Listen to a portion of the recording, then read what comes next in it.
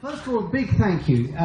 Sarah, to you, and by the sounds of it from Deborah, all the rest of your family as well. Ladies and gentlemen, I'm a bit nervous about Sarah taking over from Julie, actually, because she and her husband first met me, they tell me, a few minutes before arriving today,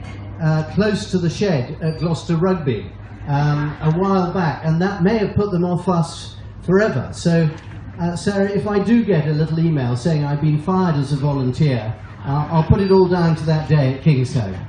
But can I, on behalf of, I think, all of us here, thank Sarah and Susie and their predecessors, Julie and Heather, and indeed, really Julie's predecessor, Gay, for all the hard work that you put in at the hospital to make it all work for the volunteers as well. So can we thank Sarah and Susie and their predecessors?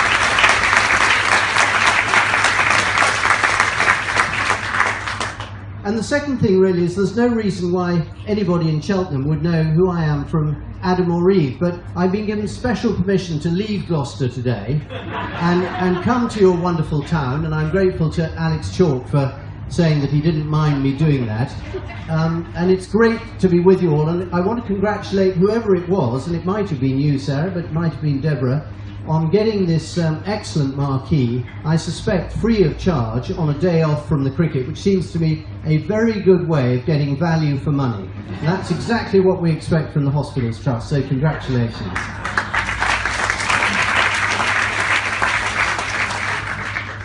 Deborah said two things earlier, which I think are absolutely right. The first one, which I think applies to anybody working in the NHS or volunteering at the hospitals, or really involved in the NHS big family at all, which is it's much more than a job. And one of the first things I learnt as in my first year of being allowed to be a volunteer in the summer of 2011, the first thing I learnt from all my fellow volunteers at the GRH was not how much you all put into it, because I knew that, but how much you get out of it. And the individual stories, and I'm sure this is true for everybody who volunteers in either hospital, the stories of why you do it and what you get out of it and what a big part it plays in your life, being involved in something that's bigger than any of us as individuals, I think is the most moving bit of understanding why the volunteers are who you and we are and why it works so well. It's what we all get out of it, and making ourselves part of something bigger that is so valuable. And so the second thing that Deborah said, which I think is important, and I'm sure she was flattering the volunteers, is that what we do at the Gloucestershire Hospitals Trust is better than what was previously being done in her other role at Bristol. But if it is true, it might reflect something a bit special about Gloucestershire and the two hospitals here, which is there is a great spirit of volunteering, and people do care hugely about these two hospitals. And the reason for that, I've come to believe, but do tell me later if you think I'm wrong, is that the hospital is a link in everybody's lives. People go to different schools, they're brought up in different villages, towns or cities, they have different family relationships, very different jobs, different physical conditions.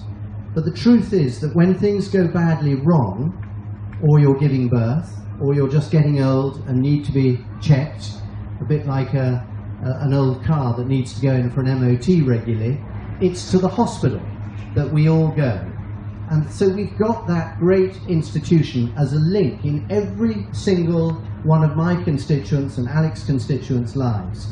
And it brings us together. Of course, the downside of that is that when things don't go well, or something happens that shouldn't have done, then people get extremely cross and frustrated and sometimes angry because our expectations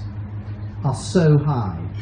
And that's what an MP tends to see, is all the emails of complaint, the long wait for an ambulance, or the ward that wasn't perfectly spotless, or the nurse that didn't listen to a request, or whatever it is.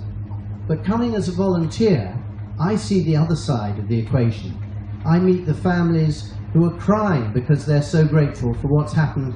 to one of their loved ones. I meet people who've had their lives completely changed as a result of the physio done after they've had a stroke, where they can talk and walk again, which was exactly what happened to my father.